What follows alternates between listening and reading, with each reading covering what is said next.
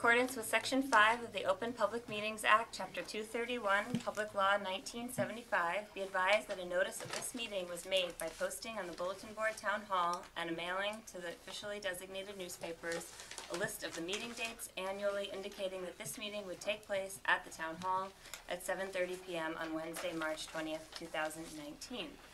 Dana Bear? Here. Elaine Becker? Here. Cheryl Mercy? Here. Diane Agro? Here. Nancy Halbert? Here. Jorge Vasquez? Here. Joseph Stedler? Here. Mark Nadsel? Here. Vice Chairman Meredith Solano? Here. Chairwoman Beth Ball. Here. Thank you. Okay, good evening.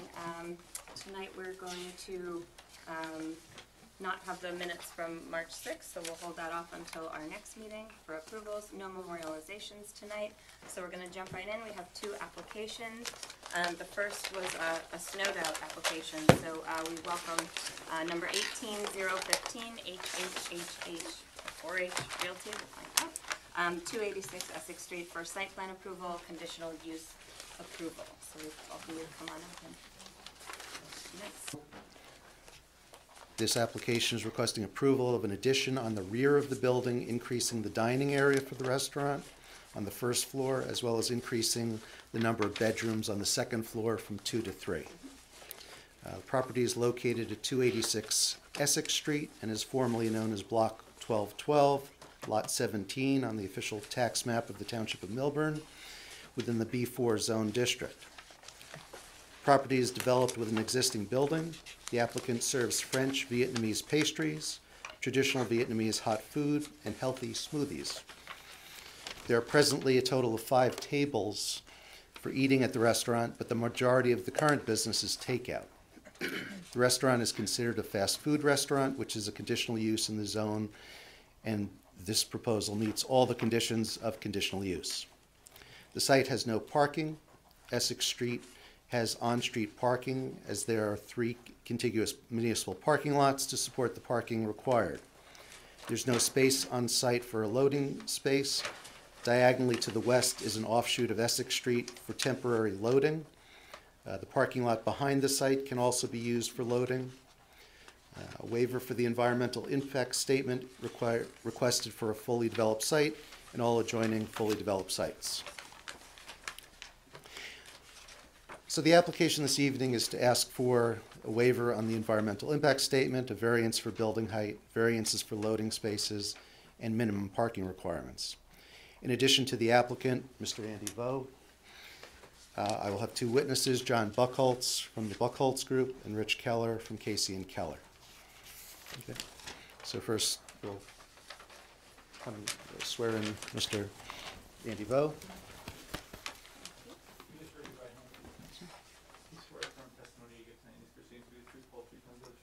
Yes, sir. Your name for the record, spelling. First name H-O-A-I, last name V-O. I also people call me Andy. I'm sorry. First name and then your last Okay. name. H-O-A-I and last name is V-O. V like Victor, O like Oscar. Okay, Andy, are you the owner of the building? Yes, I And when was it purchased? am. Purchased back in 2015, The end of 2015, I think. about August 2016. Okay, exactly.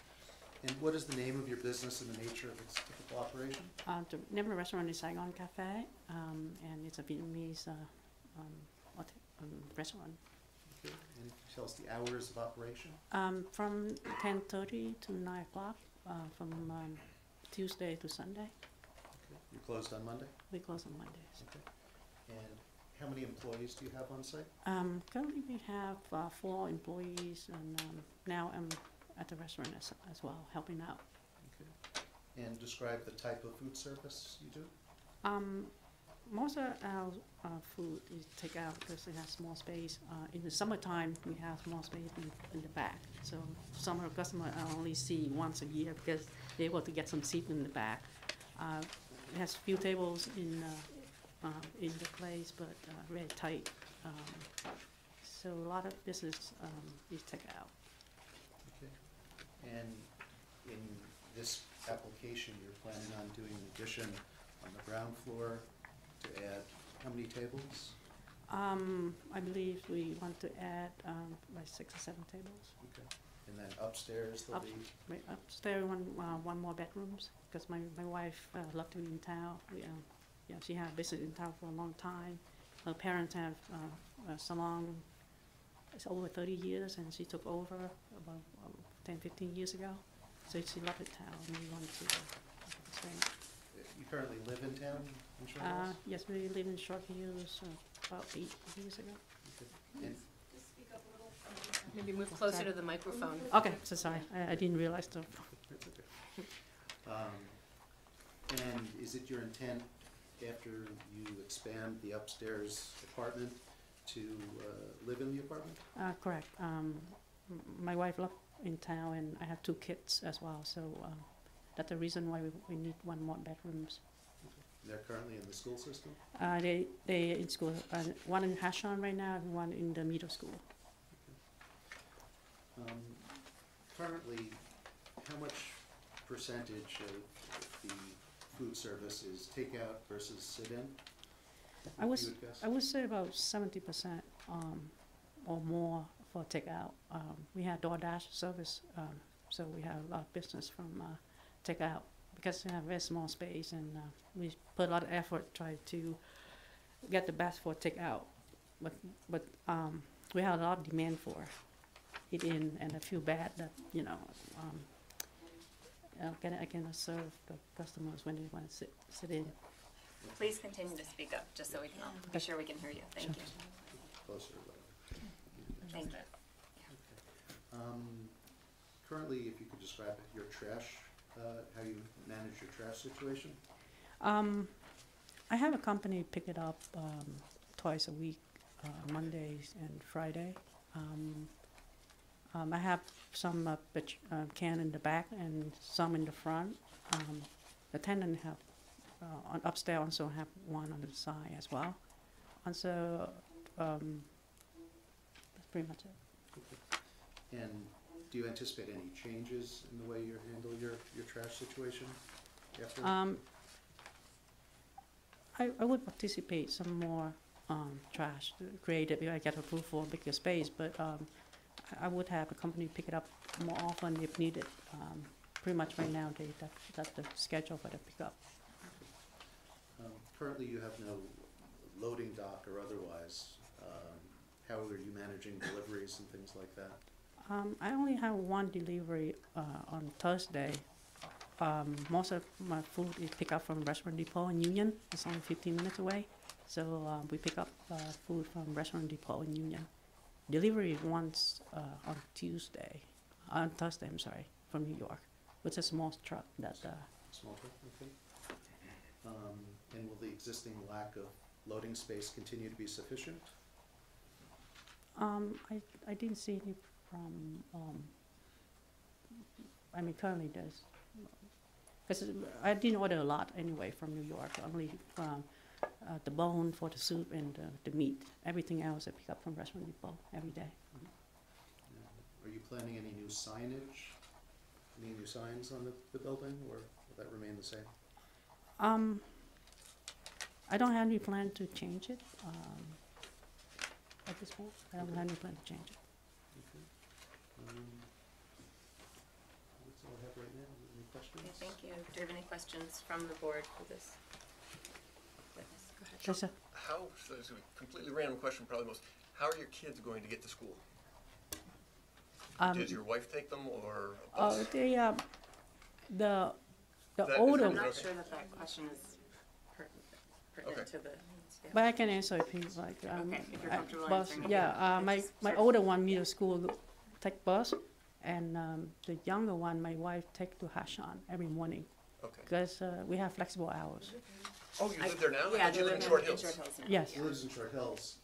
He will potentially be moving into the apartment above the restaurant. That's what I'm talking about, Exactly. right? So I don't, I heard like, the I don't know. testimony, yeah.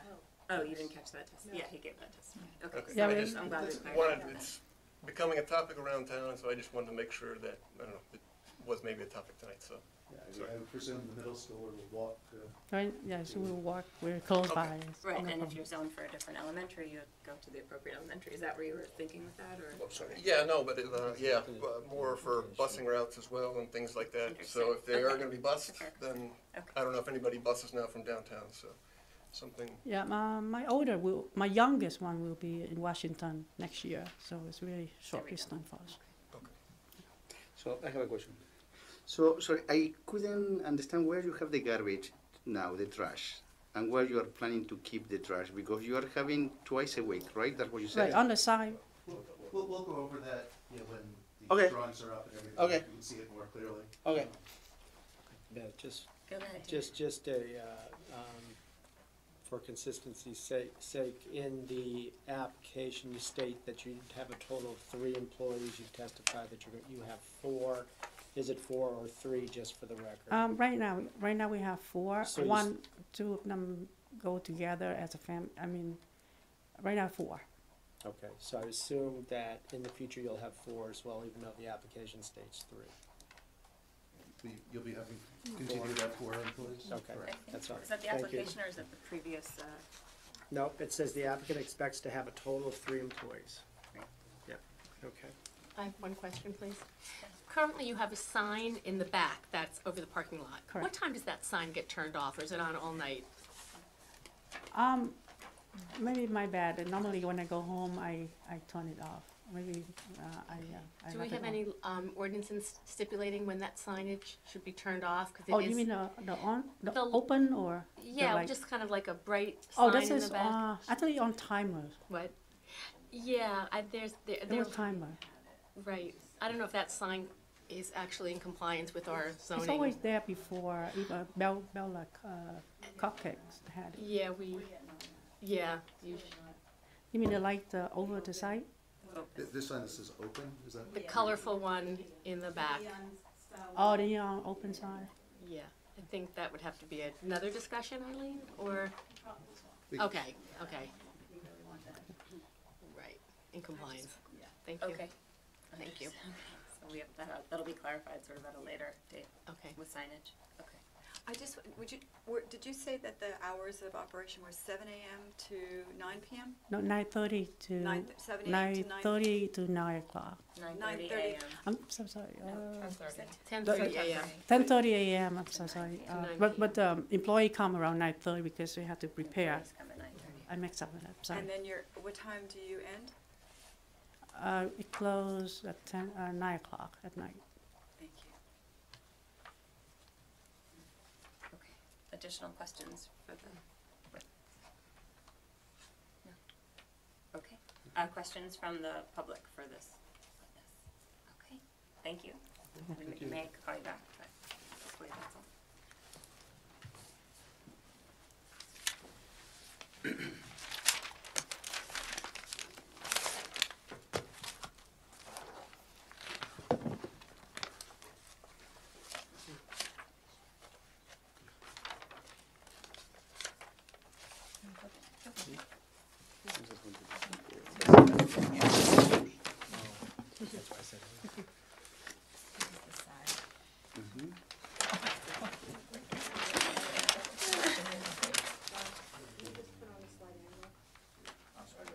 This is the front.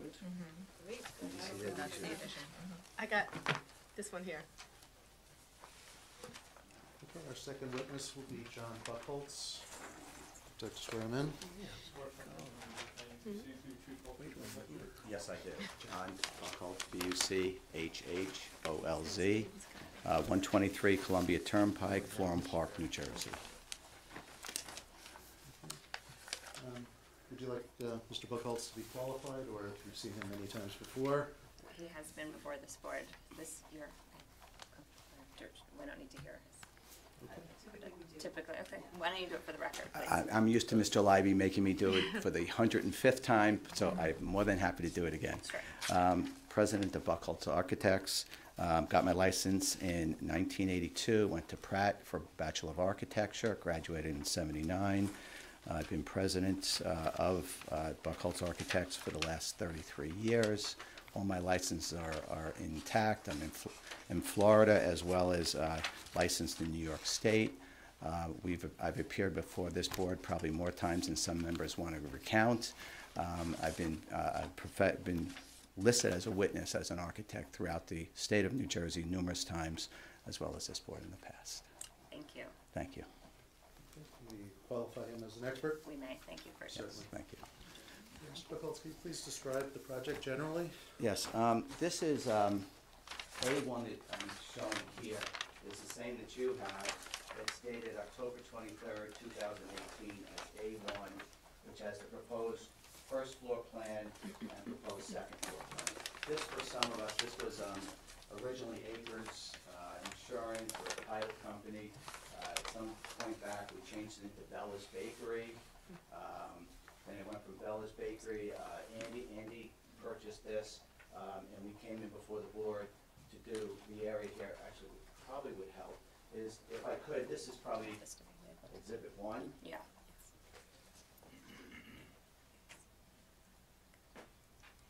And then this is a colorized version of what we have? This is or just a colorized version of the A1 that everyone sees. I think what this does is it just illustrates what is new. So the original restaurant, this being the first floor, this is Essex Street here, the parking lot is back here, and Town Hall is off this way. So there's a small building here, and then there's the parking lot that gets you in back behind the Strata.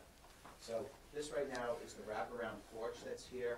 The restaurant that exists today has a handicapped restroom here. It has 4 tables or 8 people or seats that are up front here. This is the actual restaurant here right now. Upstairs, there's an apartment that's upstairs.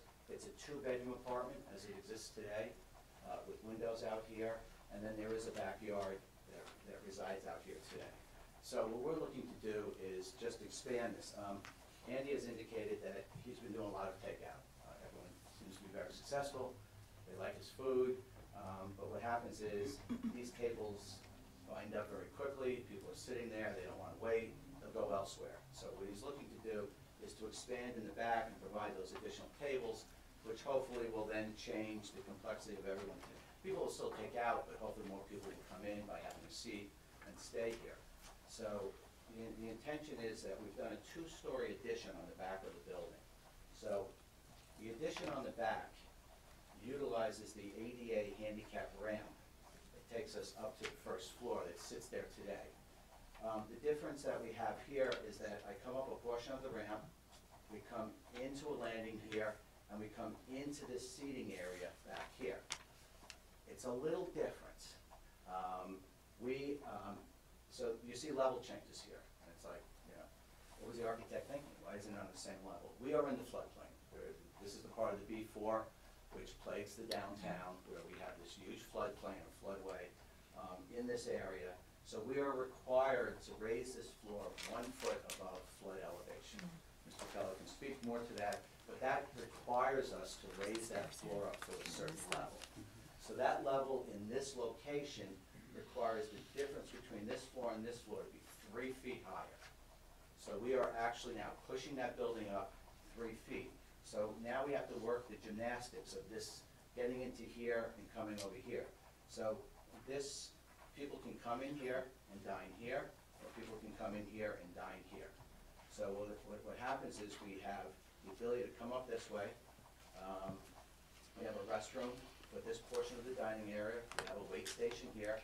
And then we have access from the kitchen, so the waiters can come in and out of that space so that they can handle the new seating that's here as well as the seating that's out this way. So restaurant or this bathroom here for the front area, this bathroom for the back area. So it explains this level change. It's all due to the floodplain that we're in. You can see Nancy and David's jewelry, that sits up in the back. We have other buildings which we've built in downtown that have to rise to that level. And Sandy created all sorts of changes and things, although it didn't hit us as much, but this is what's requiring this. So what happens is we're going to do, Andy would like to bring his family, has a couple of kids. This was a 2-bedroom apartment. So by utilizing the same footprints, we are now coming up with, we're taking out the bedroom that was here, creating a den, Again, I have to lift that part of the building up again because I'm sitting over here. So we're coming up a couple of stairs. To the left is a bedroom. To the right is a master, there's bedroom here. There's a closet. So this is the master bedroom here. So it's a very small addition. It's about 724 square feet that we're increasing these floor plates. So the total square footage is 1,448 square feet that we're actually adding to this space. So it's more in the back of the building. It's more, the front of the building covers this. This is the B4 zone, in which B4 zone allows you to park from lot line to lot line in this location. So we are close to the lot lines. It's an odd-shaped lot. It triangulates over here. We do have some open space here. So we are, my windows are facing towards the back of the building. We've got some fixed windows here that'll have fire ratings. So this is sitting in here, providing it is looking over the parking lot, but we have parking spaces, space behind it, and then we have Dunkin' Donuts. So we're probably looking at Dunkin' Donuts all night from this location. So that explains what the restaurant is. And these are booths back here, a couple of tables here. So we end up with right now we've got the 32 seats here and 8 seats here. So this restaurant will be 40 seats in this location. Can I ask a quick question? Sure. Sorry. Which one's going to be the main entrance? Because you mentioned that you can go in, Basically not for the apartment, for the restaurant. No, the restaurant, basically, the main entrance is here. Same entrance. Same entrance. Okay. So okay. more than likely, people will come up this ramp, come in here, check in, and they'll say, okay, there's no dining here right now. Right. This is full. But if you want, just go back to the back dining room and go that direction.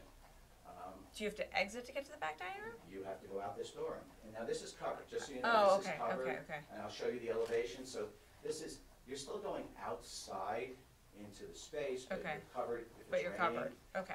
And that's just a little bit different. We're jammed in a Yep. little bit. I'm trying to keep handicap accessibility. This building is already up off the streets. So is the only handicap accessible portion the front, or is the back? It's the front. The front. It Okay. is the front. Okay. I would have had a preference to have come straight across. No, I but understand the state flat. Yeah. rules No, I understand that. I just require- wanted to have a mental map. So this is, a little bit creative, I don't wanna say creative, but to create the additional seating and provide that portion of it. So in terms of the two-dimensional portion, that's how the operation would work. Let me also just, there was a question about garbage. And I think, Rich, you'll talk to that. Rich will show, there is a fence that's over here, and originally all of this has been, this area has been for trash cans.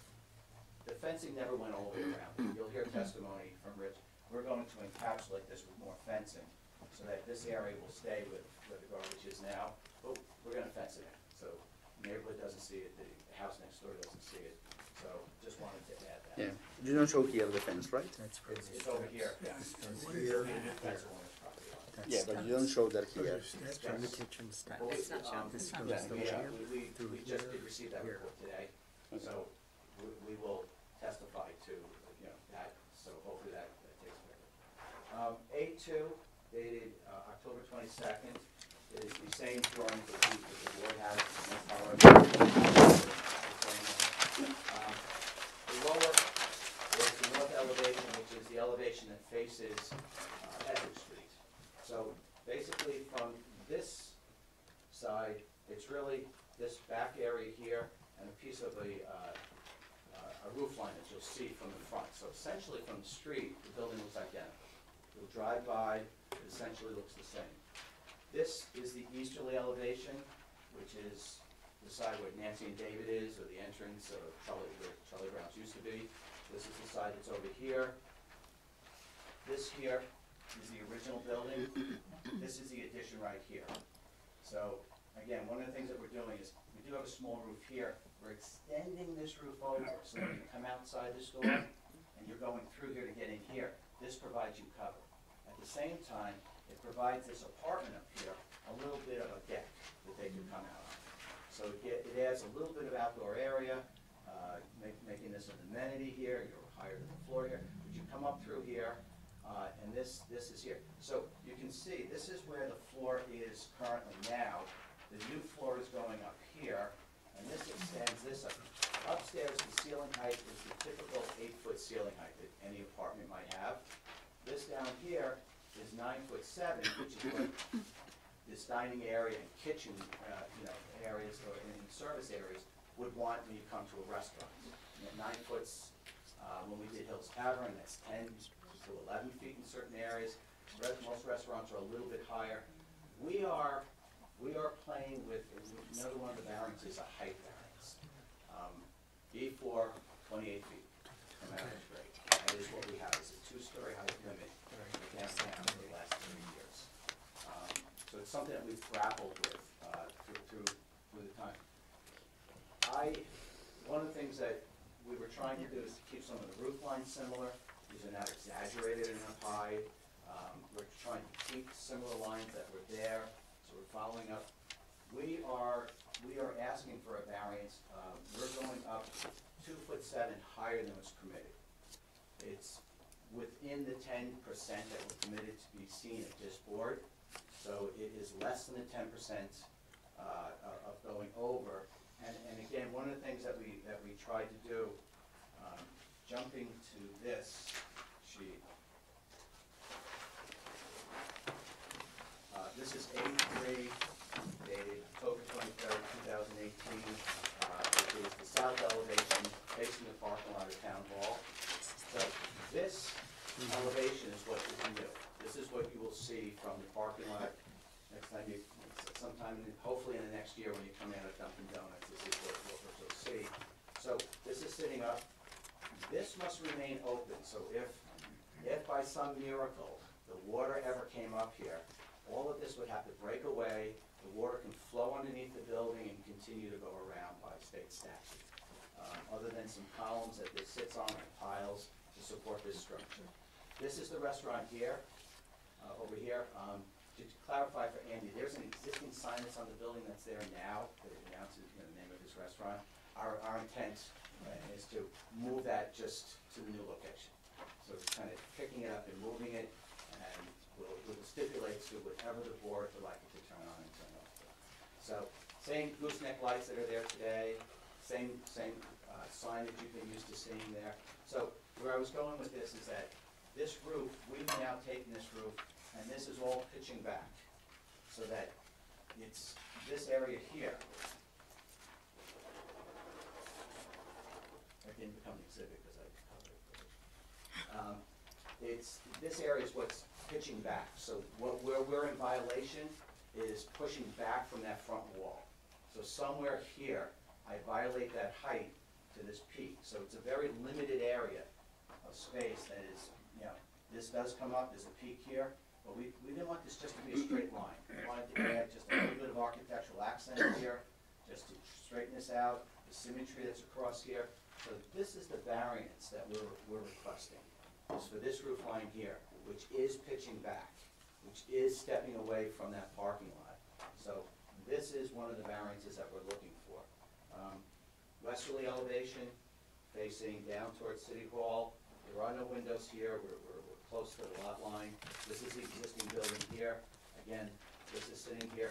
There is a house that's next door. We have an opening here that was partially for a vent that may come over this way. But this here is just to allow the privacy of the house that's next door. This is sitting higher than that, than those windows. So we didn't want to look into that area. So this will stay private.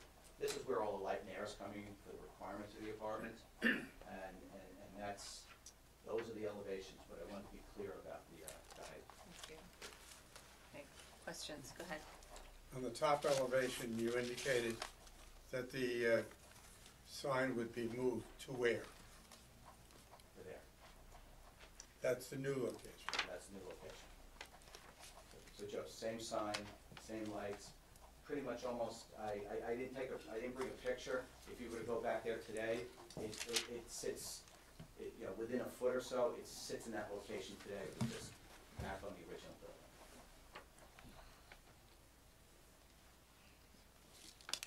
questions? So I have a question.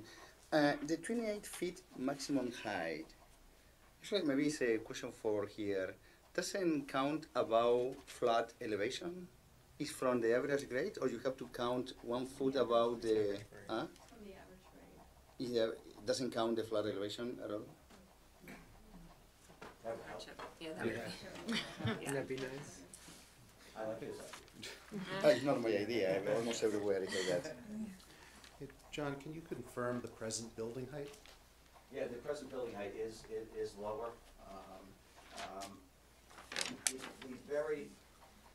The present, it is at the allowable height. It is at, considered to be 165 elevation. So the existing roof line is conforming. It was built on top of acres, which I have to imagine was there in 1920 something. So we tore off the second floor, built up the apartment for Bella's Bakery up there, and then continued. So yes, to answer your question, we maxed out on the existing building. Okay. And can you explain the rationale for the higher ceiling height then? Well, part of it is just again, because we are jumping up 3 feet, if I didn't have that 3 feet, this would be completely compliant. But it's keeping, I don't think that the 9'7" for a restaurant is extravagant in any way. I think most of the restaurants in downtown are higher than 9'7". And the apartment is 8 foot, so we're, by code, 7'6" is the bare minimum, and 8 foot is standard, and I think in Short Hills now we're seeing clearly 9 foot high ceilings even in apartments. So, Will the increased height have any visual impact in comparison to the heights of the existing buildings in the vicinity? The building next door, which is a residential, is lower. Maybe one day someone will do something. Nancy and David's continues to be within the same height line. That it's more than I didn't physically measure. I was not the architect for that. It's probably right at that limit of our 28 feet. So it was, and at that time, they I think had some different rules. They didn't have to bring it up as high, but they had to build a fortress underneath it so that it wouldn't wash away. But its floor line is different. So this is the advent of Sandy and some of the new changes. This created this higher height that we had to do. I just wanted to confirm the testimony that I believe you gave, which is that there's going to be a total of 40 seats in the new. Yeah, when we get done, it'll be important. Okay, and then the basement storage area. You're Yes, not showing any. So the existing basement right now has some refrigeration. It was approved at the previous planning board for. It's got a washing area, got some prep area, and mostly refrigeration. The new area, so the existing basement is currently used as restaurant backup storage and prepping. The area that the new addition is again just going to be earth underneath here, and water must flow through. Can I follow up on that? The reason I want to follow up on Beth's question is, as the restaurant is now, aren't there also 2 tables on the, I guess, western side, right next to the 88 restaurant? They're not shown on the plan, so are they no longer going to be there? Rich will address. Sometimes No, it's fine. I haven't eaten in there in a while, so I don't know there's 2 tables there, so I'll have to stay there. Okay, thanks. Additional questions? Questions from the public for this witness? Okay, thank you.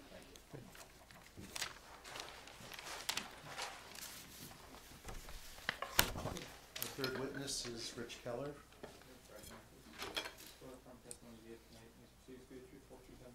Yes, I do. Mr. Keller, would you please describe what you've got planned here? Let me Can give my you state your name? qualifications. Thank you. Sure.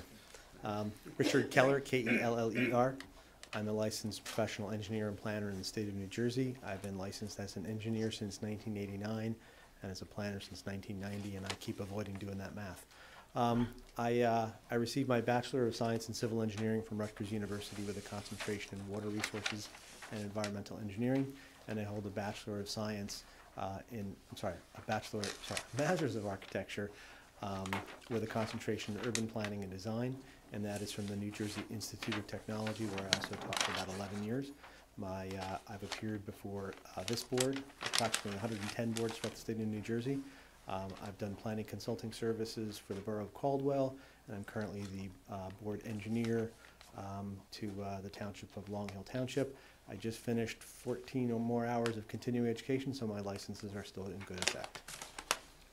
Thank Can you agree to qualify him as an you. expert? You can, and please just speak up or speak Yes, into the mic. certainly. Yeah, having a hard time hearing you. Thank you. Mr. Keller, can you describe the project generally? Yes. So obviously we're here for preliminary and final major site plan approval with a couple of C variances so that we can construct the 724 square foot addition on the top of the, behind the existing Saigon Cafe. This will increase the restaurant's dining area and allow for Mr. Vo to really convert from what has been a fast food to a real restaurant. If you've been in the site and the property, there are a lot of people who want to have dinner there or have lunch there. You can't get a table. There is an extra table and an extra couple of tables in the lower level right now. That mean that if you could grab a seat at lunchtime, you're practically eating off of someone else's plate. So part of the goal here is to free up, go back to originally in the original application there were 5 tables on the first floor. They're going to go back to 4 tables on the first floor to allow a more appropriate dining experience, and then put 32 seats in the back for a net of 40 in the proposed configuration. As indicated, originally this was Bella's Bakery, which we think was a retail food establishment.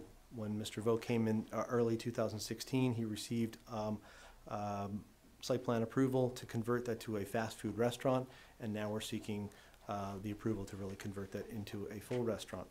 And we did, Andy did receive bulk variances for off-street parking and loading, and did agree to purchase parking permits from the township for use by his employees. At the time there were 3, and we now do have an additional employee. So per that original requirement, he'd of course have to have 4, and then however this board deems, we would buy the appropriate amount of parking spaces for his employees.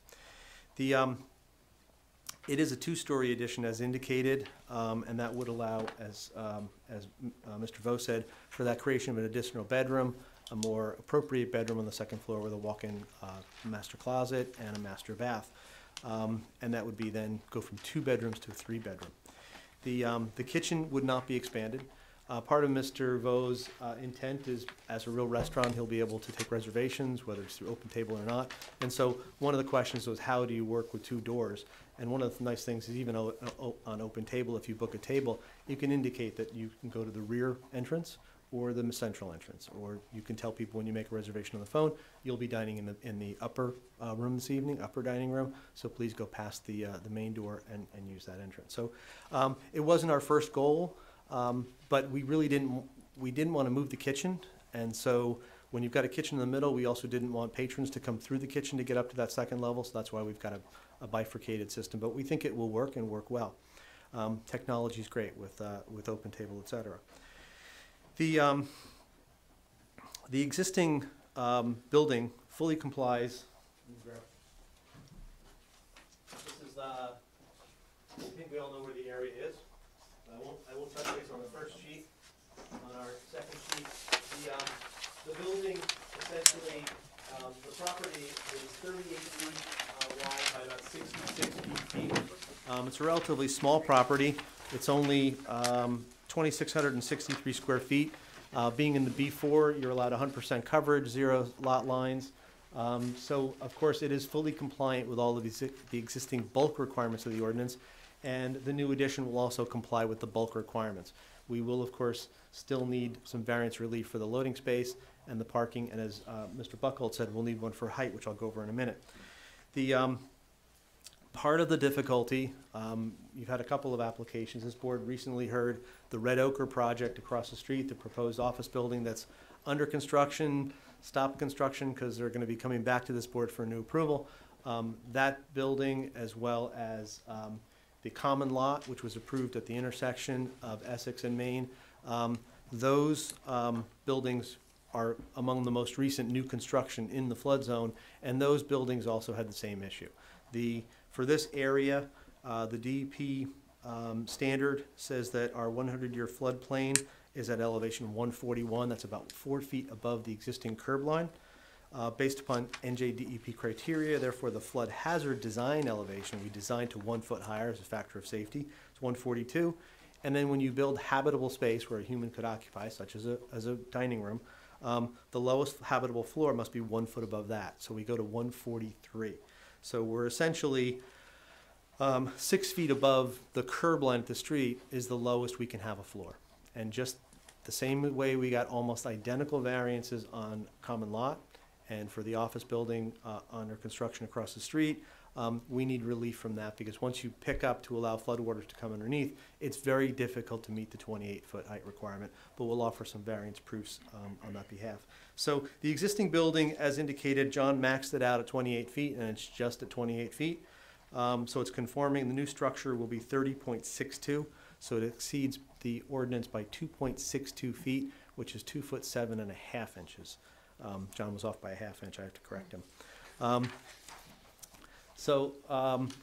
If we go to this, Mr. Keller, I'll have to mark because on my sheet 3. We want to label these. Yeah, let's mark the last one A4 because I don't think we marked that one. The one Okay, that that's part of your package, but I can mark. that's okay. We'll mark that A4 and just would you just? Did I miss that?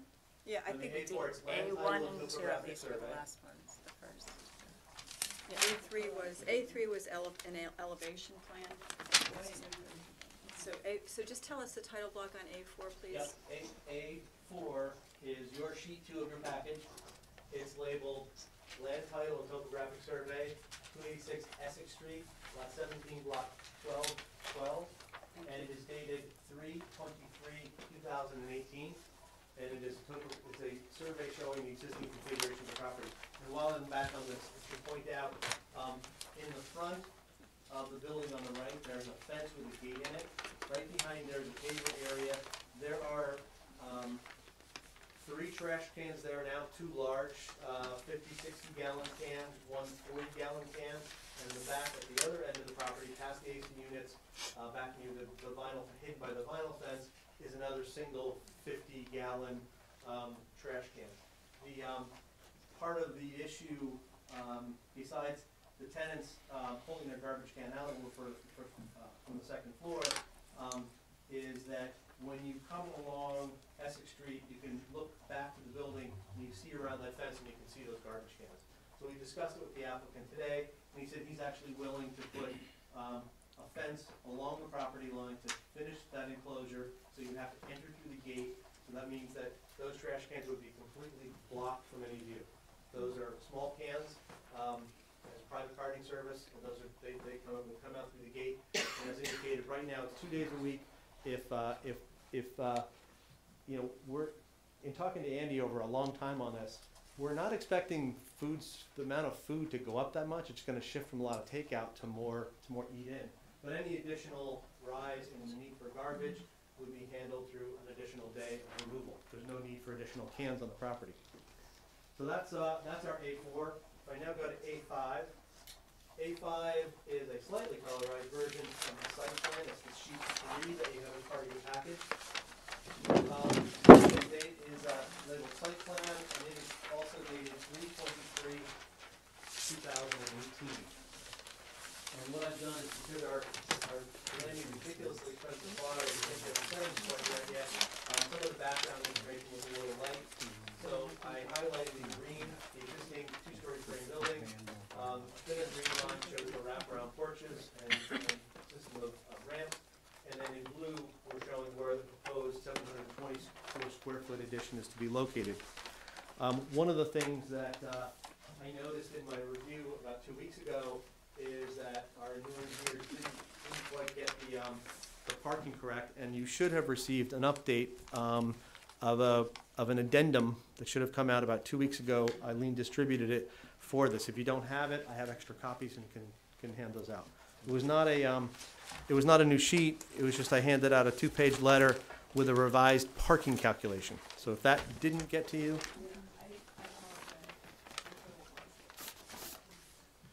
I brought some additional copies. Thank you. And I did,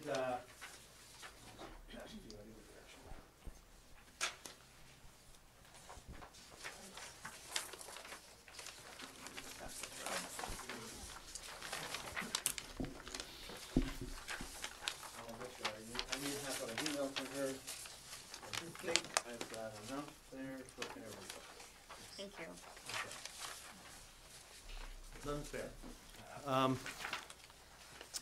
So on the site data box, I think my employee didn't quite realize that we were originally designated as a fast food restaurant, and it wasn't very explicit in the title block. So if you look at page 2 of what I just handed out to you, it's a parking loading analysis for the D4 Central Business District, and you can see on the top, the existing uses, 23 spaces are required, none are provided, none exist, and none are proposed. Proposed uses require 17 spaces, none are provided, none exist, and none are proposed. Loading spaces, 1 is required, 0 exist, and 0 are proposed, and that requires a variance. With regard to the parking, if you go down further, there's an explanation of the parking count. If you see under parking calculations, we break down the Saigon Cafe as it exists as a fast food restaurant, which is based at 1 parking requirement, 1 space per 35 square feet. So the 685 square foot existing restaurant nets 20 spaces required. The basement storage requires 1 space, and the apartment, which is greater than 1,000 square feet on the second floor, requires 2 spaces for a net of 23 spaces required. Under the proposed condition, as we switch over to a restaurant operation where people linger longer, you've got, the requirement is different. It goes by the number of seats. So for the 40-seat requirement, at a criteria of 1 per 3, we require 14 spaces. The basement still requires 1. The second floor apartment, even with the additional bedroom, still only requires 2. So that's 17. So the net is, our existing requirement is 23 spaces. The proposed parking requirement is 17. That's a decrease in the parking requirement of 6 spaces. Accordingly, that complies with the requirements under 607.4 in that a parking of waiver, which allows us a waiver of the parking requirement. So there is no parking variance required as we switch over to a restaurant because we're reducing the demand for parking, at least in terms of the ordinance statutes.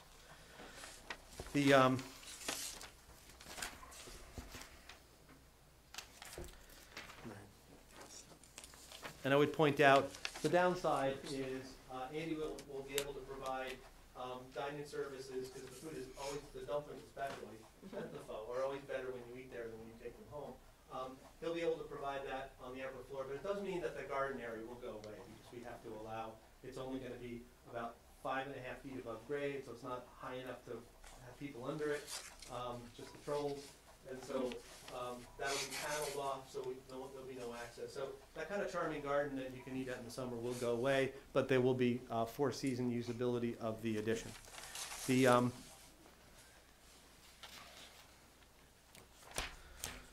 So with regard to the variances and waivers requested, we need a waiver of the environmental impact statement under section 509.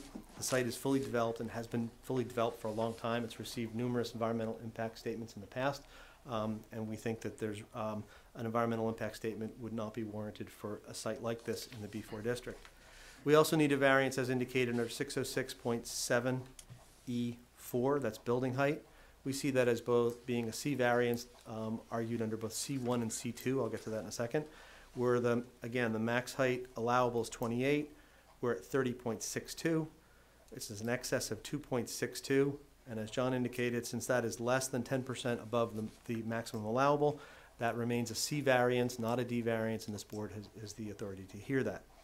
Otherwise, jurisdiction for the whole thing would switch. We also need a variance under 607.1, that is the loading requirement. We see that as a C1 variance, 1 space is required, none are provided, there's a deficiency of 1.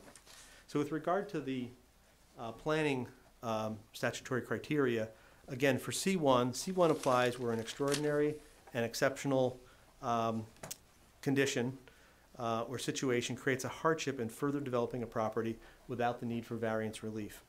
And we think the loading certainly applies here. The site is fully developed. There's no area to put a loading space. We'd have to tear down part of the building to create a loading space, and we don't need one. The height also can be argued under both C1 and C2. Under C1, obviously, we have a restriction, a unique condition in that we're in a floodplain. So we have to elevate and keep that up. That's what necessitates us pushing to and above the 28-foot height limit. The C2 criteria also applies here. The C2 being the flexible C variance, where the variance condition represents a better planning alternative than a fully conforming one. we think that we could do a completely flat roof on that, and we would come in at the 28 feet, but we think it's a more attractive building and more attractive to use a more traditional form on that building rather than flattening it out. John's office refers to it as the place where Santa puts his sleigh. We'd like to not have that. We'd like to have a peak at the top. All variances need to meet the negative criteria, and that's the two-pronged criteria that we need to demonstrate that there's no substantial detriment to the public and there's no substantial impairment to the intent and purpose of the master plan. We think there is no detriment to the public good. With regard to the loading space, the number of deliveries are not expected to increase. Unlike most other restaurants who get deliveries by tractor trailer from national chains, Mr. Vo will continue to get one delivery a week from New York, and the rest of it he will pick up personally from Restaurant Depot. And again, he's hoping for more food, but he's actually more expecting to shift that from takeout to eat in. So we think that there's no negative impact with regard to the lack of a loading space. It happens all throughout our downtown. There technically is a loading zone that was created in the back driveway by Dunkin' Donuts. It's been widened and delineated. It's not very practical to use, but obviously there is some talk about the town really starting to enforce no deliveries during daytime hours. So if unless you're in designated spaces. So if somebody had to deliver through using the back space and cart it around to the front, that would be a requirement as long as it was enforced. But we see no negative. It's typical to what happens in the downtown now. The height is going to be required for most new construction in this area. It's the same extent of variance that was granted to the new office building, as I indicated, and the expanded building at the corner, which is Common Lot Restaurant. So it's not inconsistent with the neighborhood. The architect has sloped the roofs away from the gutter to minimize the impact on height, and has again kept the ceiling heights relatively modest, especially the 8-foot ceiling heights in the apartments. All my clients want 9 feet these days, but we're keeping it at 8 feet, which is really customary to an apartment dimension. So we've really trimmed them down to the extent possible. And then with regard to the impairment of the master plan and zone plan, we certainly think this is consistent with our master plan. The 2018 master plan reexamination, we looked to that. The master plan goals and objectives on page 44, objective 4.01, is to promote opportunities for high-quality retail and commercial activity in all business districts. And 4.04 on the same page is to strengthen existing business centers, including the downtown core. This is a very popular restaurant that is seeking to provide an enhanced quality of dining experience to satisfy the demands of the residents. This project, I was going to say it's going to help to revitalize. I'm not sure if this part of Essex Street has ever been vital to be revitalized, but we actually see between the office building across the street, Common Lot, Danico is now Capri, but we look to future development of the Wells Fargo site. We think there's an opportunity that this will become a re-energized or a newly energized portion of the downtown, and we think this is consistent with that goal. The master plan recommendations on page 54. Recognizing that consistent with local and national trends, retail is in a decline. The master plan recommends that the governing body examine the permitted uses in order to permit more experiential type commercial uses. Well, the number one experiential type use, in addition to nail salons, is restaurants, and they're permitted. And this is allowing a permitted use to help to re-energize the downtown. It's been what's saved Westfield, Ridgewood, Madison, Chatham, Montclair, Morristown, other somewhat similar communities. What's helped to keep their what vitality they have has been through the restaurants that continue to draw people in, both satisfying the existing fabric and workers during lunch and then bringing new people into the community in the evenings. I would also point out under the master plan recommendations on page 54, one of the recommendations is also to consider raising the maximum permitted height to allow 3-story buildings. So certainly we don't see this as being contrary to the intent and purpose of the master plan. We think that it's an excellent use. Andy is a long-term resident. He used to rent in my 2-family next door. He also spoke very softly then. I had to ask him to speak up all the time. But he paid his rent, so that's all that mattered. He's been in town a long time. He's a good resident. He's part of the fabric. I think what he wants to do is good for the downtown, and we ask that you approve the use with the variances, the site plan with the variances. Thank you. Questions from the board? Yes. Would you discuss the drainage a little bit, specifically any drainage that to avoid going into the township lot? We haven't looked at it yet. Obviously, we're not required to provide detention, but we will be, and that's stated in Ms. Callahan's report. However, we will be required to provide a grading plan. So we haven't looked at it yet, but our goal is always to take it to existing town infrastructure. If we can't take it to town infrastructure, we will detain anyways, just to help lessen what gets out to the curb line. We haven't designed it yet, but certainly will meet the requirements of your engineering department. So you expect it to go toward Essex Street and not? My goal is to bring it, my goal is always to bring drainage to the street, and that will be the same here. Thank you. I have a question. If Andy and his family will be moving into that apartment, will they be required to buy 24-hour parking permits? The tenants do now, so they would buy 24-hour parking permits, which would really obviate the need for 2 spaces for the restaurant, because they're going to be living there already, and they're going to walk to work. Right. Right. Great. I don't know if you want to give testimony or Andy, but are there currently parking permits purchased? Do your tenants have permits, parking permits? Yes, I saw the car. How many? I saw the car in the front. Have they purchased them this year? How many spots do Uh, you the- have? I think they only have one car because her husband works in New York, so the tenant, they have one car. Not the tenants, for your employees, how many parking I'm permits sorry. do you purchase? 3. 3, okay. Well, that's the question I was going to ask. The approval dated February 3, 2016 says, and I quote, "The applicant shall purchase a minimum of 3 Millburn business parking permits for use by the employees. In the event there are more than 3 employees, additional parking permits shall be purchased so that each employee has a parking permit." Testimony was there were 4 employees. Yeah. I'm now hearing there are only 3 permits No, I that did. have been purchased. In my, Two of them actually family, so they go together. The chef and another one working in the kitchen, they go together. They don't need the permit. Two of the employees drive together, one, as I But understand, that's not takes the what, that's bus. not what the board required. The board required 4 permits to be purchased if there were 4 employees. Originally, I think there were 3 employees, the 4th might have been added somewhat recently. We don't know. and I think I gave that in my testimony, that there were 3 originally required, and now there are 4, so they would be required to buy an additional one, and then plus whatever else this board deems is appropriate. But I did appreciate Ms. Eglow's comment, because I forgot to mention that, with the, if at least one of the employees, if not, one of the employees being Andy himself, is gonna be living upstairs, he'll have a resident parking permit, so there'll be 1 less needed, so it may go back to the 3, but obviously we leave it to this board to decide how many permits would be required. And then Joe, just to add, to get a parking permit, you have to give up your firstborn, your registration, and where you live. If they're not driving cars to this location, they can't give that out because we don't want people to get those permits and then use them to park at the train station.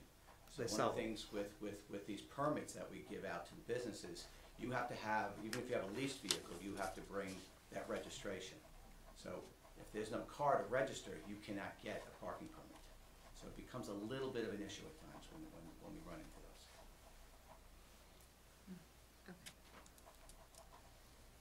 So, 2 questions. Yes. 1, there's a beautiful tree back there, and I see one on a drawing here. Does it get to stay? The beautiful tree on the left or the easterly side, or the beautiful tree on the right? I'm looking at the back on the left-hand side. On the western side. There is a large tree there. I'm not sure whether we can keep that or not. That one, there's one in the building envelope. The one that's the evergreen that's on the left side that you're looking from the back, that may be able to stay, but it's unclear. And obviously, this would still be subject to the tree removal orders. If we can't keep it, it's too close, we'll have to mitigate and provide additional landscaping to make up for it. Okay, sounds great. And then second one would be construction. Are you going to be using parking spots to access the back, or is everything going to be done for the front? How is it? No, I think enforcement would give us summons pretty quickly. I mean, you can make arrangements occasionally to get access on special occasions. You can request the police to get in with a crane or something like that. But no, the construction was going to have to really, it's going to be difficult. But there may be deliveries that come in with special arrangement. But once on site, the town will not let us take spaces on a daily basis.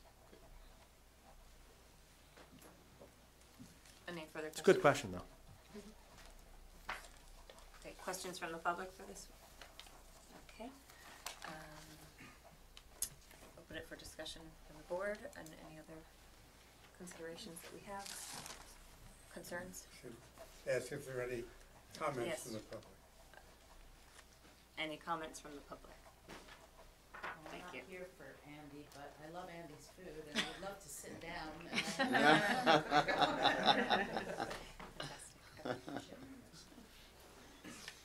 And council, do you have any closing comments or? No, I didn't mean to cut you off, sorry. Perfectly fine. I think that's our submission, so we thank you for your time, and we wait your decision. Okay, thank you. Okay, discussion considerations. Okay, can we review any stipulations as needed? The applicant shall comply with the tree removal ordinance. The applicant shall provide a drainage plan, and the applicant shall purchase a parking permit for each employee. Well, okay, I have a question about all of those. If they're required under ordinance to do that, why does that have to be a condition? So, with respect to the drainage plan and the other thing I The just tree said, ordinance. those are required by ordinance, so they shouldn't be We don't need to conditions of the resolution. Well, that's the board's prerogative. I mean, Oh. a lot of times we put those as conditions only so it doesn't fall through the cracks and so the applicant is reminded to do it, but if the board doesn't want them as a condition, that's up to you. And that's up to That's fair, ordinance. I don't think it's necessary as it's part of And our with ordinance. respect to but the with the- last one, I Right. think that an issue came up with the language of requiring parking permits for every employee. Because if you have employees without cars, why should they have to, why would we wanna give them a parking permit? So do you How want, would they get it? you want to qualify, applicant shall purchase a parking permit for each employee car. Each Well, and employee then what do we do when we will or- have What an does the employee who ordinance lives say? above, I don't know. who walks I don't to have it work, in front of me. you know, for, maybe for every employee driving to work. Do you have the ordinance? Yeah, I don't know what our ordinance text is, so we'll have Let's- to take a look let's at that. I look don't up. have it in front of me. What is the number? Do you have it? Yeah. It actually says, if the use of an existing premise is changed in such a way as to increase the minimum number of required off-street parking spaces in accordance with the standards as set forth, the applicant shall be required to purchase municipal parking permits for such increased number of required off-street parking spaces. We don't have that. We're not Decreasing, increasing yes. spaces. Right, but Oh, the no. requirement Just the employee. is an odd duck in the prior resolution. Right. It's not actually, that isn't actually in our ordinance, that's just always been something that the planning board has said, so if you wanna change the wording to reflect, it's hard to get a permit if you don't have a registration. Vehicle. Right. Right. So for each employee who arrives by their personal vehicle. All Sure. employee vehicles, I don't know how you would. No, I mean, why should we change the language now and be inconsistent with the way that we've always done it? I think we should follow through and say that a permit needs to be purchased for every employee. And that employee doesn't drive, he doesn't buy the permit, okay, because he can't buy the permit anyways. So I think we should just remain consistent in the way that we've always stipulated the number of permits per employees. I don't know why we're even talking about changing it now. If it doesn't drive, you're not gonna, it's not necessary. Well, Then you but have then to you purchase But a it says permit. you're required Joe to. raises the issue that they weren't complying because there's 4 employees, even though one doesn't, I mean, But you can't buy it anyway, Cheryl, so, okay? So so what I'm saying is that we have no guarantee here that it's not gonna have 4 employees with 4 cars. Correct. So I think we should just be consistent, as we always have been, that each employee will purchase he will purchase a permit for every employee, and if those employees don't drive, he doesn't have to buy the permit, because he can't anyway. And that's the way it's always been with any restaurant, in town. That's the way we've always done it. I don't understand why we would change it tonight for this particular use, in this particular application. think it's just a point of clarification. No, I don't think it's a point of clarification. I think we're just being consistent. I'm just asking to remain consistent. So let me ask you, when Donna from the parking department comes and says, you have not bought 4 permits this year. Right, so he can't be forced to buy 4 if he and his wife have 24-hour parking permits. Right, so then he would have to just explain to Donna why he has not purchased 4 parking permits this year. And that would be acceptable to Donna. Would be acceptable to Don, but if I have a condition in the resolution that says he must purchase 4 Right. parking permits, and I can't release a permit until he purchases 4 parking permits, I'm kind of put in a position like, okay, well, your resolution said you have to buy 4, but you don't have 4 vehicles Right. to register them. But we So have done it, but that's the way we've done it forever. Well, that doesn't mean it's right. Right, that's Okay, exactly but then if right. you- Just because okay. we've done it doesn't mean that when you have a Well, problem, no, I you don't disagree. address it. I disagree. Okay. But, All but right, can so- you count? They can be residential, Right, they can be right. residential permits or business permits, doesn't stipulate. Okay, Right, so so that's that the would be question covered you're then, saying. and that's Yes. good. A That's very parking good. permit, good for each Okay. employee. It does say, It well, usually let's says not say business. business this time, let's say, Business Okay. parking permits.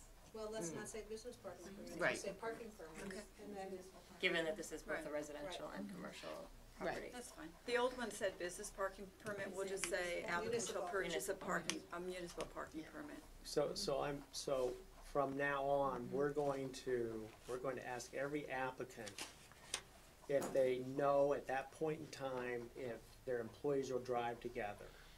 Okay, I'm just putting that out there.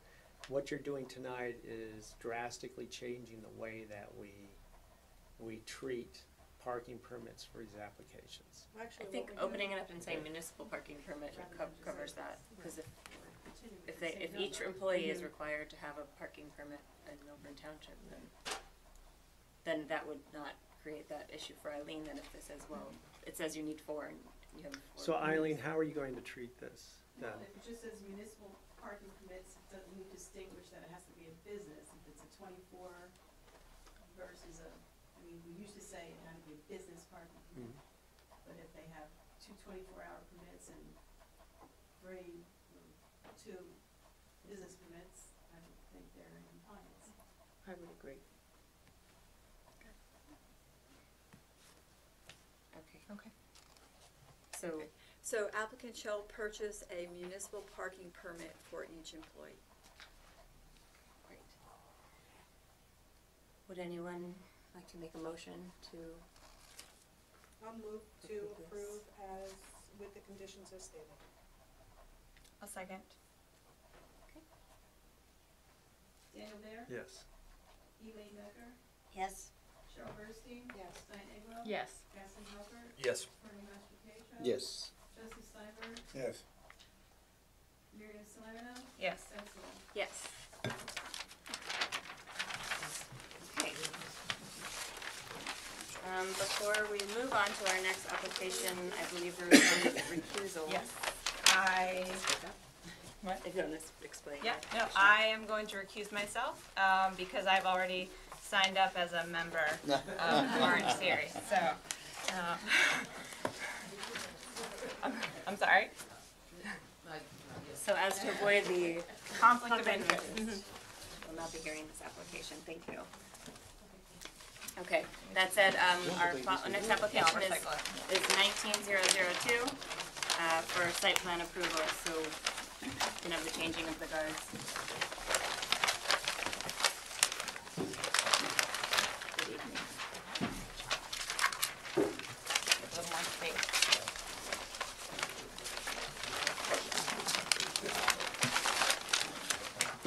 Here, your pen there.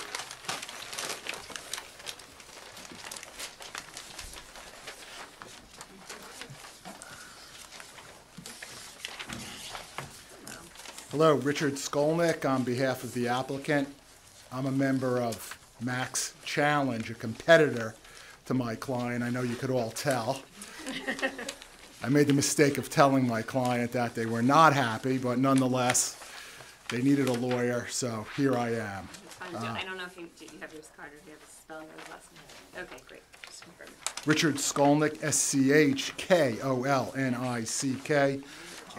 on behalf of the applicant, Epic 7 LLC, which trades as Orange Theory, 290 Millburn Avenue, Block 805, Lot 1. We're here for site plan approval, really a change of use to occupy just about 5,000 square feet of space, plus some basement space. I'm sure you're all familiar with the location. This space was formerly used by Dolce Salon. It's currently vacant. No exterior changes are proposed other than signage. No changes to the existing site plan whatsoever. Interior only.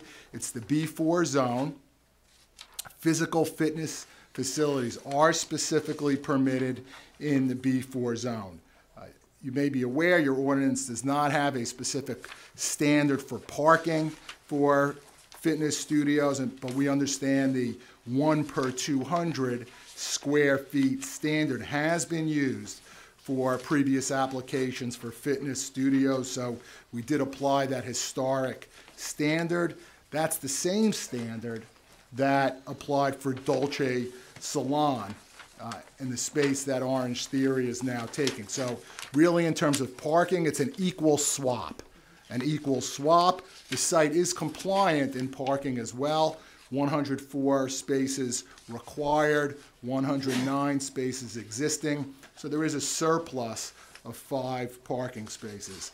We did notice for a variance on the loading space, that's no change in condition situation. There's no loading space there now. My client will explain why it doesn't need a loading space, but we did notify the public on that.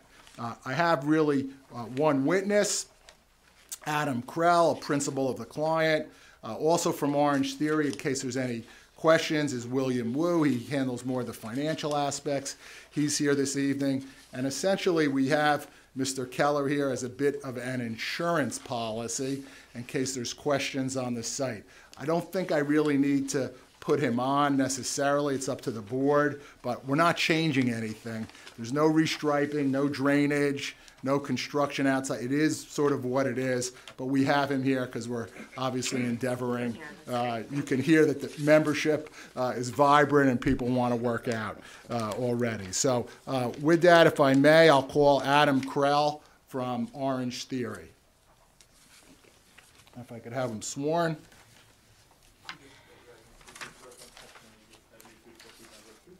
Yes. Adam Krell, K-R-E-L-L. Okay, Mr. Krell, your position with the applicant, Epic 7 LLC. First of all, chairperson, members of the board, thank you for allowing us to be here tonight.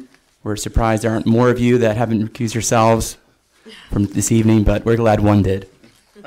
My position with Epoch 7 LLC, doing business as Orange Theory Fitness, is as owner and area developer for the New Jersey, western side of Manhattan, and all of Connecticut, where we own and operate locations ourselves, as well as have franchisees that we support. We currently have 28 locations open, 16 in New Jersey, with approximately 11 opening in 2019, 6 additional in New Jersey, and for a total of 39 locations, 22 in New Jersey.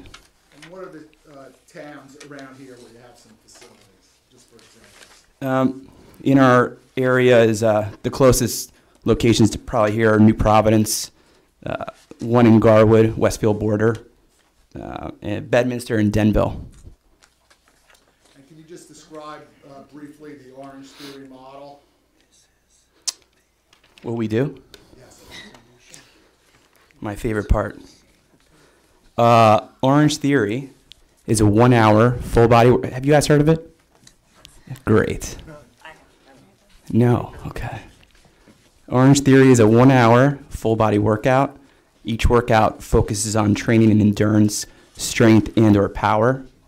Each participant wears a heart rate monitor, and I see the gentleman up here has an Apple Watch. I don't see any other Apple Watches here, but you probably are training your stats, potentially, where our members and clients can track their results in real time on screens throughout the studio, as well as on their personal app on their phone. We have professional fitness coaches that lead you through the workout to ensure you're not over or under training. Is it group workouts only? Yes. Do you have any food preparation on premises? No. You'll have some sale of some drinks and some clothes there, is that correct? Typically, we're selling like closed bottle drinks, like Poland Spring bottles, and very, limited retail sales of clothing. Okay, can you talk about your hours of operation? In this facility, we expect to open around 5:30 in the morning and close around 9:15 at night. We have classes throughout the day, which is dependent on our member base. We typically don't have classes in the early afternoon or on weekend afternoons. And it's a maximum of one class going on at any one time.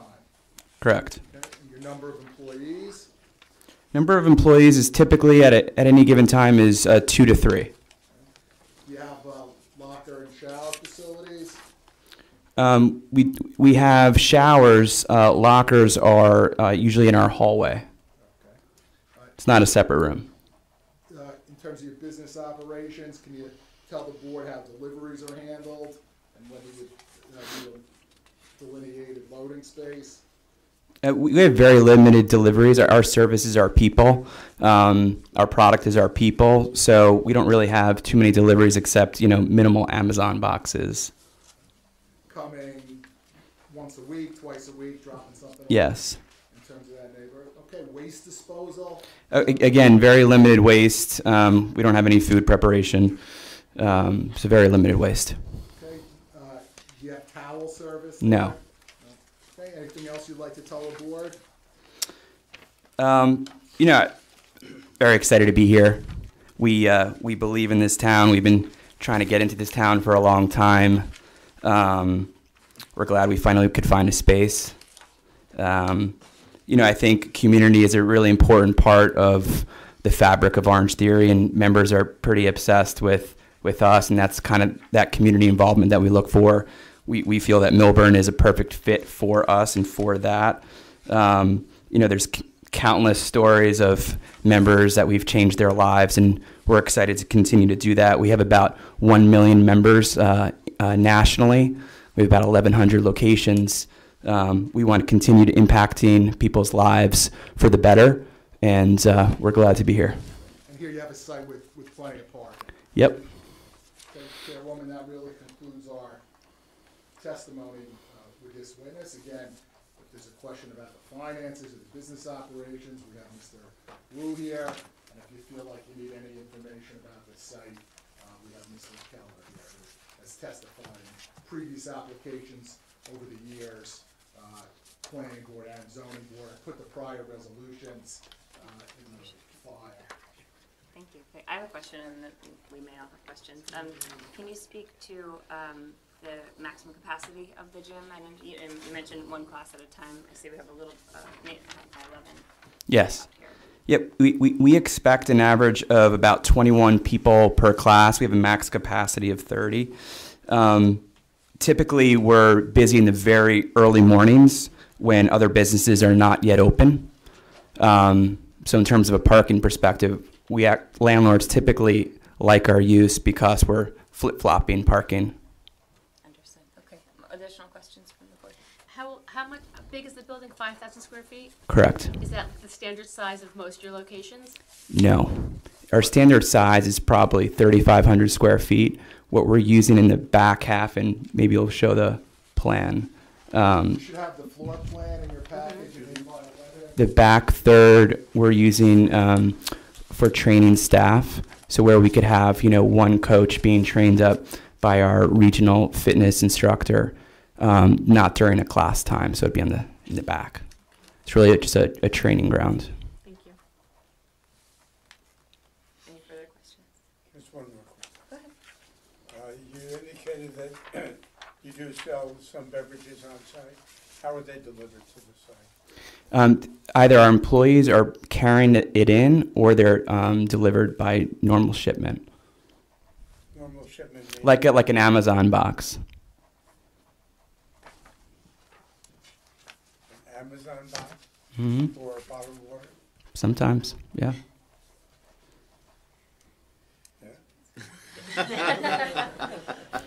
It's crazy what happens, Yep. Joe. Thank you. Amazon, Mr. Steinberg, you got it? Yeah, I can do it. Great, and you received the list of the report from the planner's report?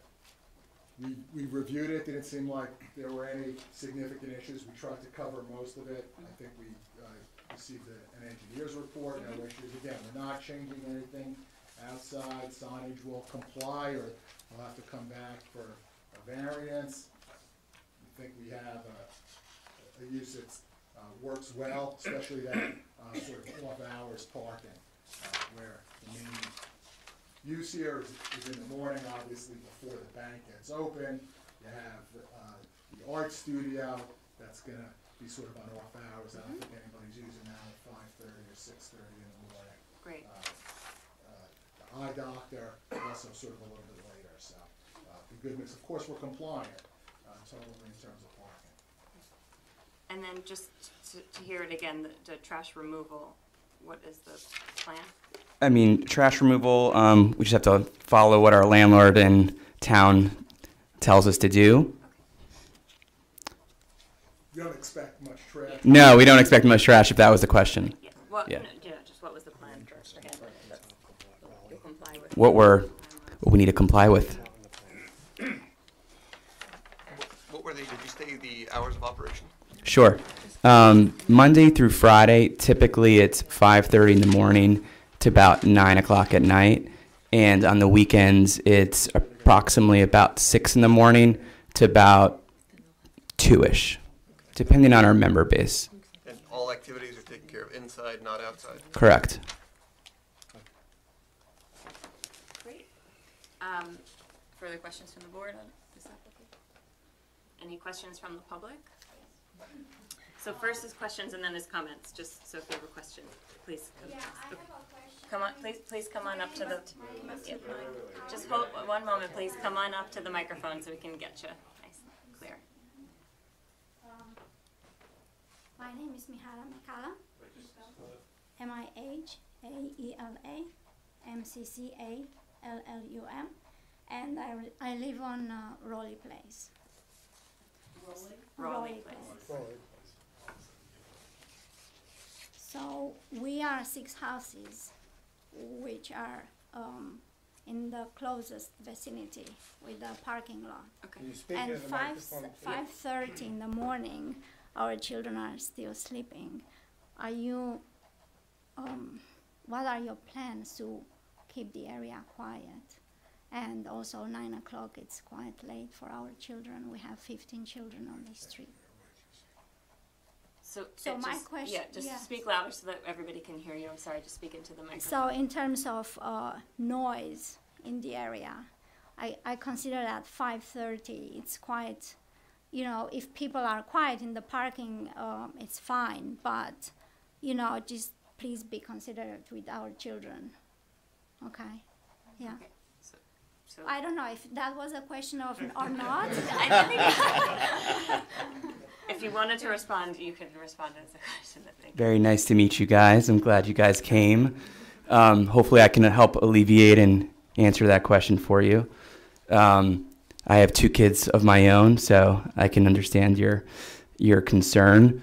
The good news is if I'm looking at that map correctly, Raleigh, is it Raleigh Street or Raleigh Place?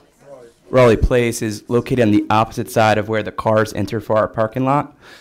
And our location is closer. Our entrance is actually going to be, if I'm going to move away from the mic for a moment.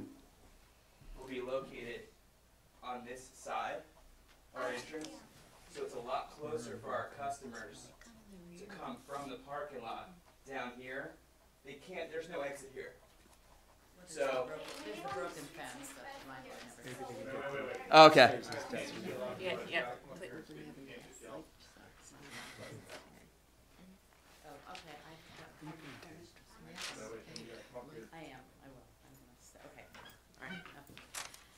Hi, my name is Jessica Mester, and I live at 30 Raleigh Place, 7th house on the left. My question is, and welcome to Millburn. We love Orange Theory too. I'm great. I love workouts and the whole bit. But my question is, you said that you're going to have more of the classes in the morning and the evening, not so much in the afternoon. I know Mihaela stated that she was concerned with the noise. I look out right into the parking lot. We hear everything. The snow plows that plow the parking lot at 3 o'clock in the morning and break the fences, you know. Are your classes going to be, is there going to be any gap between classes?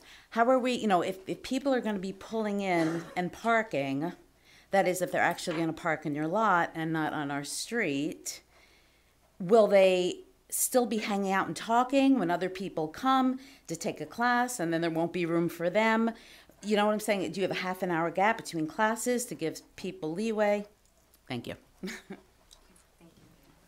That was a two-part question. I'm going to answer the first part. First part being of a sound or noise concern. The good thing is where we're located is extremely far from Raleigh. All of our operations are conducted with all doors and windows closed. You said you're the 7th house in on the street. The back 1/3 of our premises is not our studio. So you have a massive air gap with CMU walls and the whole 9 yards. We actually will be replacing, when we come for permits, hopefully, we will be replacing our front glass to be double pane, which will also help that issue. With regards to your question about gap size between classes, at startup, we'll probably not have any back-to-back classes. We're actually not permitted by our franchisor to have back-to-back classes, a franchise. When in full swing, we'll generally have 15 minutes gap between classes. We're not a loitering gym like you would see at like a big box gym or a boutique. In the early morning, we may schedule less than 15 minutes between classes, depending on the length of the class, but that's typically when the parking lot will be empty.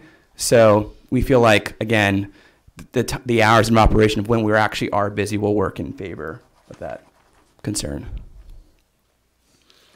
Thank you. Okay, Chairwoman, just for the record, I marked as Exhibit A1 with tonight's date, drawing number 1, which is the sheet that you have, titled Preliminary and Final Major Site Plan, and it has some colors on there also, and at least we have that for the record. And this is the one dated February 21st? It's very similar, except we put in orange where some of our spaces are. And so those specific parking spaces will have a sign designated for the... They already do. Yes. Yeah, we'll continue to. Okay, great. Which is also maybe responsive to the Raleigh Place residents to see where the vehicles will be, not necessarily hopefully on their property. Okay, thank you. Additional questions from the public? Okay, come on up. Can you maybe put the mic down a little bit? Sure. Okay. And can you say your name? Sophia McCallum. Okay, and do you know how to spell? You good? Okay, great. Go ahead. When the parking lot is full, if the parking lot is full, will they be parking anywhere else, like on our street? That's a good question. I'm gonna let Miss answer. Thank you for that question. While I can take an educated guess as to where people will park, I am not 100% sure where people will park. What I do know is that we have an oversized amount of parking for our business, and we also have parking in the front. There's also municipal parking lot nearby. So I think that's the best I can answer that question. Okay. Thank you for asking. And you have a question too? Okay, come on up also. And can you say your name into the microphone? Right. That's okay. Go ahead. Ryan McCollum. Okay, and what's your question? I have a letter. Okay. Dear Millburn Township, hello. I'm Ryan McCullum and I live on Raleigh Place. I came to this meeting to represent the 15 kids of our street. I feel like one of the kids' voices had to be heard because we spend so much time over the seasons on our little dead-end street. Our street means so much to us because it is where we run up and down to each other's houses and where we ride our bikes at the end of the street in the spring and summer. We also enjoy things like spending late summer nights playing basketball there or sledding with our friends in the winter. We are happy to welcome another business into town, but please keep our lives in mind. If you approve of the gym parking there, many people will start parking on our street. I'm not saying we are against the gym, but my reasoning of the letter is to tell you our effect if multiple people will start parking on our street. It will cut short of all our activities outside. If cars are filling up the whole street, we will not get to ride our bikes in the spring or play basketball in the summer. It will also cause problems for our parents, such as parking on their own property or backing out of their driveways 24/7. Please take my consideration and do not make our street a parking lot for the new gym. Sincerely, the kids of Raleigh Place. Thank you very much. And I have a few signatures from the kids on Raleigh Place. Fantastic. Are you going to be a lawyer? He is already. Effective advocate. Secretary. Ryan, can you give that to the secretary so we can, is that okay if we keep that for our record? Thank you very We much. mark that into evidence. I think she'll file it with P1, public You one. mark that into evidence, Counselor. So, thank you. I guess, do you want to answer the question first? I guess regarding the concern about parking spillover to Raleigh. We hear you loud and clear, residents. We run a professional business with professional people that work there, and we will make our very best effort to guide people to the correct parking spots, which are located behind our building in our dedicated parking lot. I think your testimony was that there's a maximum capacity of 30. Correct. If every person arrives in their own vehicle independently, how many spaces will be marked? We actually have 32 reserved per our lease, with one more marked. So we really have one for everybody, but Adam, can you just testify not everybody comes to every class, unless you're Rick Skolnick and you get there every day. But, Well, Rick Skolnick, he's part of the Max Challenge, but we're not going to hold it against him. No, that's correct. Okay, thank you. so normally you don't have a full house. So Correct. you believe the reserved spaces obviously are going to be. Well, it's oversized for us. Okay, thank you. Yep, come on up, please, Yep. again. My question is, there are two entrances. There's one in the back parking lot, and there's one in the front on Millburn Avenue. Which entrance are you planning to have open, since you have parking in the back? And I know Raleigh Place, it's very convenient to the front entrance, so I'm thinking some people might just want to park on Raleigh Place. So how do you, what are you planning on doing? Good question. I'm going to walk away from the mic to point.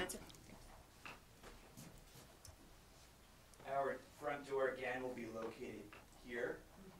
The rear has an elevation change, a massive elevation change of probably 4 feet, 5 feet. This is our ADA entrance. So customers will go that way to the front. So they'll park in the parking lot, but they have to walk around. Correct. Yep. Sorry?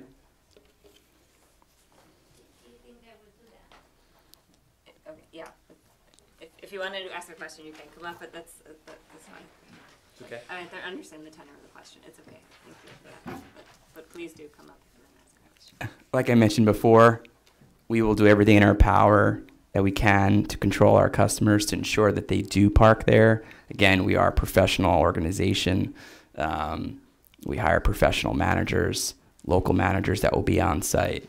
And it's in our customers' best interest to park in our dedicated parking lot. They're all marked OTF currently.